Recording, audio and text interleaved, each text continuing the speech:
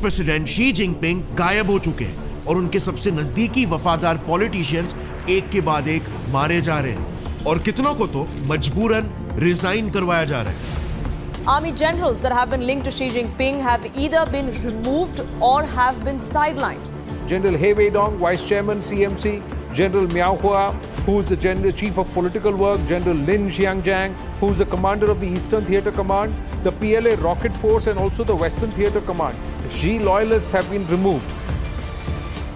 6 जुलाई 2025 Brazil के Rio de Janeiro में BRICS का 17th समिट हुआ, मगर इसे शी जिनपिंग ने अटेंड नहीं किया। ये एक बहुत ही बड़ी घटना है क्योंकि आज तक ऐसा कभी नहीं हुआ कि शी ने या उनके पहले के कोई भी चाइनीज प्रेसिडेंट ने ब्रिक्स के इस समिट को अटेंड नहीं किया हो। मगर ये कोई इकलौता इंसिडेंट नहीं है। 21 मई 2025 वो आखिरी दिन था जब शी को मीडिया में स्पॉट किया गया था, क्योंकि इसके बाद अगले 12 दिनों के लिए वो मिस्टीरियसली गायब हो गए। This will be the first time in 12 years that Xi Jinping will not be part of the summit. No mention of him in the Chinese mainstream media. Unusual disappearance from public view between the 21st of May to the 5th of June. Where is President Xi Jinping? पूरे China में वो एक बार भी नहीं दिखे until 3rd जून 2025। इस तारीख को Belarusian president Alexander Lukashenko Xi Jinping से मिलने वाले इकलौते इंसान थे और उन्होंने शी से मिलने के बाद अपने प्रेस कॉन्फ्रेंस पर जो बातें दुनिया के सामने रखी, उससे इस रहस्यमय कहानी ने एक नया मोड़ ले लिया। प्रेसिडेंट अलेक्जेंडर का यह कहना था कि शी कोई प्रेसिडेंशियल पैलेस में नहीं बल्कि एक छोटे से घर में रह रहे थे, जहां ही उन्होंने अलेक्जेंडर के साथ अपनी ऑफिशियल मीटिंग को कंडक्ट किया। उनका कहना यह था कि ऐसा इतिहास में पहली बार हो रहा होगा कि उन्होंने ऑफिशियल गवर्नमेंट पैलेस को छोड़कर एक छोटे से घर में देश के प्रेसिडेंट के साथ एक मीटिंग की हो, उसमें भी जी के साथ उस पूरे मीटिंग में कोई सरकारी ऑफिसर्स या ट्रांसलेटर्स तक नहीं थे, जो कि आमतौर पर उनके साथ होते हैं। एंड फाइनली प्रेसिडेंट अलेक्जेंडर ने शी की सेहत के बारे में भी एक बहुत ही विचित्र चीज ऑब्जर्व की। पूरे मीटिंग में शी बहुत ही थके हुए और डिस्ट्रैक्टेड से लग रहे थे। वो इन जनरल बहुत ही बीमार लग रहे थे। इसके बाद चाइनीज मीडिया पीपल्स न्यूज में खबर पब्लिश होती है, शी बहुत बीमार है, उन्हें मल्टीपल हार्ट अटैक्स आ चुके हैं। मगर वहीं फिर इकोनॉमिक टाइम्स ने इसे काउंटर करके कहा कि शी बीमार नहीं है बल्कि हु जिनटाओ जल्द ही चाइना में एक रेजिम चेंज लाने वाले हैं। शी जिनपिंग की सत्ता एक्स चाइनीज प्रेसिडेंट हु जिनटाओ पलटने वाले हैं। सो आखिर सच्चाई क्या है? वेल, ये कहानी और ज्यादा कंफ्यूजिंग तब होने लगी जब एक एक करके 21 मई से लेकर 3rd जून तक चाइनीज कम्युनिस्ट पार्टी में घटी कुछ अनहोनी घटनाओं की खबरें सबके सामने आने लगी। पहली अनयूजुअल बात, पिछले 66 इयर्स से हर साल जितने भी फॉरेन डिग्निटरीज चाइना आते थे वो बीजिंग ग्रैंड हॉल विजिट करते ही थे चाइना के प्रेसिडेंट से मिलने के लिए। मगर 21 मई के बाद से जितने भी डिग्निटरीज बीजिंग ग्रैंड हॉल पहुंचे, उन्हें वहां पर शी की पॉलिटिकल पार्टी सीसीपी के बाकी लीडर्स ने होस्ट किया। She was nowhere to be scene.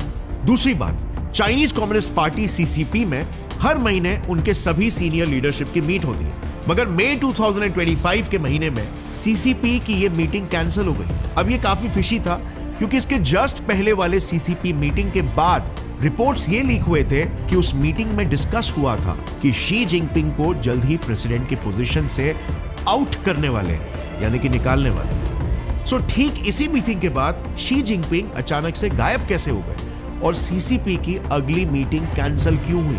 तीसरी बात, जरा चाइना की state owned newspaper People's Daily के मई 2025 से पहले के ये सारे फ्रंट पेजेस को देखो। सारे न्यूज़पेपर्स में आपको फर्स्ट पेज पर ही शी का एक किंग साइज फोटो मिल जाएगा विदाउट फेल। मगर अब उसी एग्जैक्ट सेम न्यूज़पेपर के जून एडिशन से शी की तस्वीर गायब हो चुकी है।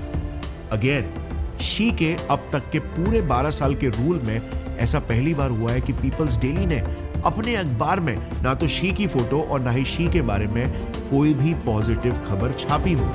अब ये तो छोड़ो, हाल ही में जब चाइनीज स्टेट मीडिया ने शी का डोनाल्ड ट्रंप के साथ एक कॉन्वर्सेशन पब्लिश किया, तब उन्होंने शी के नाम के आगे कोई ऑफिशियल टाइटल तक नहीं लिखा। और हाँ, बाद में उन्होंने इसे करेक्ट जरूर किया, मगर इतनी बड़ी गलती किसी भी चाइनीज मीडिया से आज तक नहीं हुई। सो ये डेफिनेटली चाइनीज मीडिया में शी के ढलते इन्फ्लुएंस का शायद ये एक सबूत हो सकता है। बट इसके अलावा और भी कई सारे सबूत है, जिसे रिपोर्ट्स के हिसाब से शी की पर्सनल सिक्योरिटी आधी कर दी गई है, उनके पिता के समाधि का ऑफिशियल स्टेटस भी हटा दिया गया है, वगैरह वगैरह। मगर चौथी और सबसे ज्यादा रहस्यमय चीज यह है कि शी के सबसे वफादार सीसीपी के टॉप पॉलिटिशियंस और डिप्लोमैट्स, जो भी शी के सबसे करीबी लोग थे, उन सबको एक एक करके रास्ते से साफ किया जा रहा है। इसका सबसे बड़ा एग्जाम्पल है जनरल शू चिलियांग, जो कि चाइनीज सेंट्रल मिलिट्री कमीशन के वाइस चेयरमैन यानी कि आर्मी चीफ थे, मगर आज ये जिंदा नहीं है, मर चुके हैं। अब चाइनीज मीडिया ने ऑफिशियली तो इनके मौत को हार्ट अटैक बताया, मगर इसके बाद चाइनीज कम्युनिस्ट पार्टी और स्पेशली शी जिनपिंग के पॉलिटिकल इन्फ्लुएंस पर सवाल उठने लगे, क्योंकि एक फॉर्मर चाइनीज जर्नलिस्ट झाओ लांजियान ने एक्स पर यह बताया कि शू की मौत की असली वजह थी उन्हें चाइनीज मिलिट्री से इंटरनली इतना इंटेंस प्रेशर मिल रहा था कि वो ये मेंटल स्ट्रेस झेल नहीं पाए और एकदम से कोलैप्स हो गए। अब यू शी जिनपिंग की प्रेसिडेंसी के one of the most important pillars थे, एक पावर पिलर थे, और इसीलिए कई पॉलिटिकल एक्सपर्ट्स के हिसाब से शी जिनपिंग को सत्ता से हटाने के लिए पहले जनरल शू जैसे लोगों को रास्ते से हटाया गया, क्योंकि इस जंग में यू भी इकलौते शहीद नहीं हुए। शी जिनपिंग के और भी कई सारे लॉयलिस्ट हैं, जैसे ही विडोंग, मियाओ हुआ और जेंग जैंगशियोंग जैसे कई सारे मिनिस्टर्स और स्टेट ऑफिशियल्स हैं, जो सारे काफी इंपॉर्टेंट पोजीशंस पर थे, मगर अब वो उन पोस्ट से निकाल दिए गए। और कुछ रिपोर्ट्स के हिसाब से तो ये सिर्फ अपने पोजीशन से निकाले नहीं गए, बल्कि ये भी जू की ही तरह बहुत ही सडनली और मिस्टीरियसली मर चुके हैं, जिस न्यूज को as always Chinese state media दबाने की कोशिश कर रहा है। और मेरे हिसाब से ये सबसे बड़ा प्रूफ है कि चाइनीज कम्युनिस्ट पार्टी के अंदर कुछ सीरियस मिसमैनेजमेंट, पावर स्ट्रगल और शिफ्ट ऑफ पॉलिटिकल विल चल रहा है। और देखा जाए तो ये चाइना में कोई नई बात बिल्कुल भी नहीं है। Let me explain. ये है जेनिफर जेंग, जो चाइना के डेवलपमेंट रिसर्च सेंटर की एक रिसर्चर रह चुकी है, लेकिन अब वो एक जर्नलिस्ट है बेस्ड आउट ऑफ यूएसए। सो उन्होंने ना रिसेंटली एक रिपोर्ट पब्लिश की, जिसमें उन्होंने ये बताया कि अभी शी के साथ जो भी चीजें हो रही है, ये चाइना में कोई भी नई बात नहीं है। ये ऑलमोस्ट हर एक प्रेसिडेंट के साथ हो चुकी है जब उनका अंत नजदीक होता है। जेंग का यह कहना है कि सीसीपी अपने किसी भी लीडर को एक झटके में पोजीशन से नहीं उतार देती, बल्कि वो हमेशा धीरे धीरे करके उस लीडर का पॉलिटिकल इन्फ्लुएंस कम करके उसे जनता के सामने इररिलेवेंट बना देती है। फॉर्मर चाइनीज प्रेसिडेंट हुआ गुआफेंग के साथ भी यही हुआ था। हुआ डेंग जियोपिंग के इकोनॉमिक रिफॉर्म्स के खिलाफ थे, मगर डेंग के पास सीसीपी का हैवी सपोर्ट था, और इसीलिए फिर 1978 से हुआ को भी बिल्कुल शी के ही जैसे पब्लिक अपीयरेंस से गायब कर दिया गया। उनका पॉलिटिकल कंट्रोल भी विथ टाइम काफी लिमिट कर दिया गया, एंड फाइनली वो सिर्फ एक सिंबॉलिक फिगर ही बन के रह गए। अगले 3 सालों तक उन्हें बस ओकेजनली ही पब्लिक के सामने आने दिया जाता था, और फिर 3 साल बाद जाकर उन्हें जबरदस्ती रिटायर होने के लिए मजबूर कर दिया गया। चाइनीज प्रीमियर ली केकियांग का एग्जाम्पल, जो 2023 तक चाइना के प्राइम मिनिस्टर थे, उन्हें भी शी ने पार्टी से निकाल दिया था, क्योंकि वो ओपन इकोनॉमी के सपोर्टर थे। ली का भी पब्लिक अपीयरेंस को कम कर दिया गया, लेकिन फिर भी निकाले जाने के 6 महीने बाद तक वही प्रीमियर थे। बट इंटरेस्टिंग चीज ये है कि शी जिनपिंग का केस ना थोड़ा सा अलग है। मतलब अगर आपको याद होगा तो शी को तो प्रेसिडेंट फॉर लाइफ बोला जा रहा था। मतलब पूरी दुनिया ये जानती थी कि शी जिनपिंग का चाइना पर इतना स्ट्रॉन्ग होल्ड है कि सिर्फ कोई गंभीर बीमारी या उनकी मौत ही उन्हें चाइनीज प्रेसिडेंट बनने से रोक सकती है। सो क्या शी के मिस्टीरियस डिसअपीयरेंस के पीछे यही वजह तो नहीं है? मतलब if you look at it, कई रिपोर्ट्स ऐसा भी दावा कर रहे हैं कि शी इतने बीमार है कि उन्हें मजबूरन प्रेसिडेंसी को छोड़ना पड़ रहा है। सो क्या ये बात सही है? वेल 9 जून 2025 के दिन रशियन फॉरेन इंटेलिजेंस सर्विसेज ने गवर्नमेंट ऑफ रशिया को चाइनीज कम्युनिस्ट पार्टी पर एक इंटरनल रिपोर्ट सबमिट की। उस रिपोर्ट में यह मेंशन था कि शी जिनपिंग को फ्रीक्वेंट हार्ट अटैक्स आ रहे हैं और उनकी हेल्थ क्रिटिकल स्टेज पर है। इसके बाद 28 जून को न्यूयॉर्क पोस्ट के इस आर्टिकल ने ऐसा क्लेम किया कि शी की बिगड़ती हेल्थ की वजह से अगस्त 2025 में होने वाले सीसीपी मीटिंग में ही शी अपना रेजिग्नेशन देने वाले।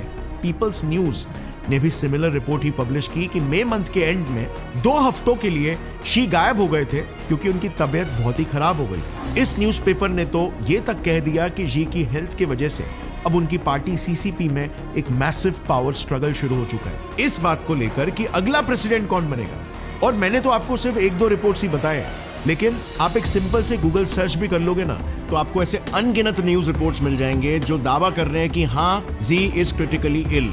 अब देखा जाए ना तो पास्ट के चाइनीज प्रेसिडेंट्स में ये भी एक पैटर्न रह चुका है। इनफैक्ट न्यूयॉर्क टाइम्स के हिसाब से चाइना के सबसे फेमस लीडर डेंग जियाओपिंग भी जब बीमार पड़े थे तब उन्हें भी बिल्कुल जी के जैसे ही पब्लिक की नजरों से धीरे धीरे करके मिटाने की कोशिश की गई थी। सो क्या जी के केस में भी ऐसा ही कुछ हो रहा है?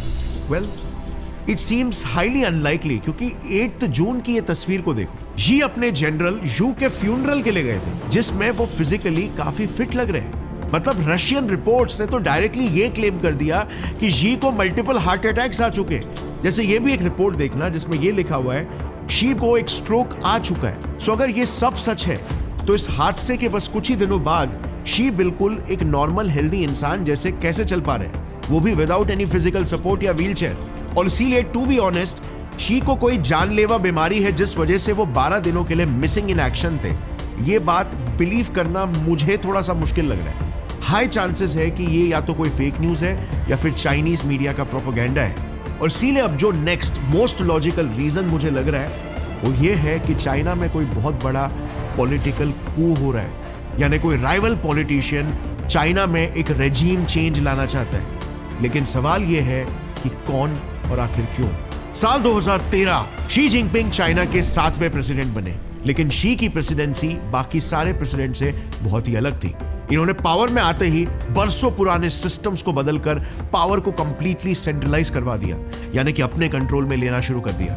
एग्जाम्पल के लिए डेंग जियाओपिंग के वक्त से ही चाइना में प्रेसिडेंट्स अपने सारे डिसीजंस के लिए चाइना के कुछ एलीट मेंबर्स की एक कमिटी से हमेशा कंसल्ट करते थे। सारे मेजर डिसीजंस उन मेंबर्स की रजामंदी से ही लिया जाता था। पर जी ने पावर में आते ही इस एलीट कमिटी को बंद कर दिया। फिर नेक्स्ट जी ने चाइनीज पावर स्ट्रक्चर में कुछ मेजर ऑल्टरेशंस किए। इस हायरार्की टेबल को जरा देखना, ये चाइना का पूरा पावर स्ट्रक्चर है। इस स्ट्रक्चर में सबसे टॉप पर है पोलिट ब्यूरो स्टैंडिंग कमेटी।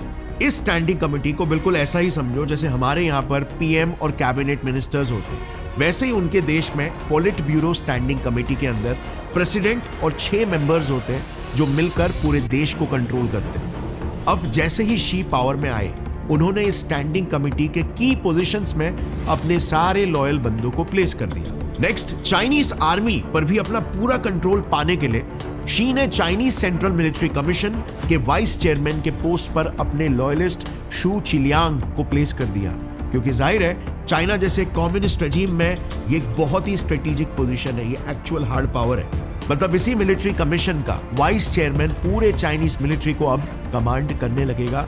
तो this became a huge advantage for she. और इसीलिए ही कई पॉलिटिकल एक्सपर्ट्स के हिसाब से शू चिलियांग की मौत शी प्रेसिडेंसी को एक बहुत बड़ा झटका थी। इसके बाद शी की नेक्स्ट टारगेट बनी चाइनीज सेंट्रल कमिटी। इसे अगर इंडिया के कॉन्टेक्स्ट में आपको बताऊं तो जैसे इंडिया में स्टेट गवर्नमेंट होता है ना, वैसे यहां पर 204 मेंबर्स की एक कमिटी होती है जो सारे मोस्टली चाइना के मिनिस्टर्स और प्रोविंशियल गवर्नर्स यानी कि स्टेट गवर्नर्स रैंक के लोग होते हैं जो चाइना के अलग अलग प्रोविंसेस को कंट्रोल करते हैं। अब बीबीसी के हिसाब से शी ने पावर हाथ में लेते ही इस चाइनीज सेंट्रल कमिटी के 170 मिनिस्टर्स और डिप्यूटी मिनिस्टर्स को जेल में डाल दिया, बस ये बोलकर कि वो सारे करप्ट थे या उन्होंने पार्टी के रूल्स का वायलेशन किया था। आप सोचो, 170 प्रोविंशियल गवर्नर रैंक के लोगों को रातों रात जेल में डाल देना, मतलब शी जिनपिंग ने सीसीपी में कितने सारे दुश्मन बनाए होंगे। कई रिपोर्ट्स के हिसाब से इनमें से कुछ मेंबर्स को तो शी ने जान से तक मरवा दिया, सिर्फ पॉलिटिकल कंट्रोल हासिल करने के लिए। इनफैक्ट इसी रिपोर्ट के हिसाब से शी के टेन्योर के पहले के 5 सालों में ही उन्होंने 13 लाख सीसीपी ऑफिशियल्स को अपने पोजीशन से जबरदस्ती हटवा दिया, सिर्फ क्योंकि वो शी की पॉलिसीज का समर्थन नहीं करते थे। सो इन शॉर्ट, अपने पूरे टेन्योर में शी ने Chinese military, Chinese state media और चाइनीज पार्लियामेंट के सभी इन्फ्लुएंशियल पोजीशंस पर अपने लॉयलिस्ट्स को प्लेस करके पावर को कंप्लीटली कंसोलिडेट कर दिया था। इनफैक्ट चाइना में शी को इनफेमसली द प्रेसिडेंट ऑफ एवरीथिंग भी कहा जाता था, क्योंकि चाइना के लिटरली हर एक डिपार्टमेंट में उनका कंट्रोल था। Xi Jinping has his hand on all levers of power in China. He is the president of the country, the general secretary of the Communist Party, and the chairman of the Central Military Commission. लेकिन मेरे हिसाब से she regime का major turning point आया 2022 में, जब उन्होंने farmer Chinese president और अपने प्रीडिसेसर हु जिनटाओ को सीसीपी के भरे हुए मीटिंग से ह्यूमिलिएट करके बाहर निकाल दिया, वो भी लाइव मीडिया के सामने। और चाइनीज मीडिया ने इसका रीजन क्या बताया? हु जिनटाओ को पकड़कर बाहर इसीलिए निकाला गया क्योंकि वो बीमार थे। Now how does this make any sense, specially तब जब उससे कुछ मिनटों पहले ही आप देख सकते हो हु जिनटाओ अपने बाजू वाले पर्सन के साथ कुछ फाइल इधर उधर कर रहे हैं, कुछ फाइल को कोई मुद्दा निकालने वाले शायद मीटिंग में, ऐसा फील हो रहा है। बट शी के प्रेसिडेंसी का ये एक मेजर टर्निंग पॉइंट था, क्योंकि हु कोई कमजोर लीडर नहीं थे, वो चाइना के फॉर्मर प्रेसिडेंट थे और सीसीपी में टुआन पाई यानी कि पूरे यूथ लीग फैक्शन को लीड कर रहे थे।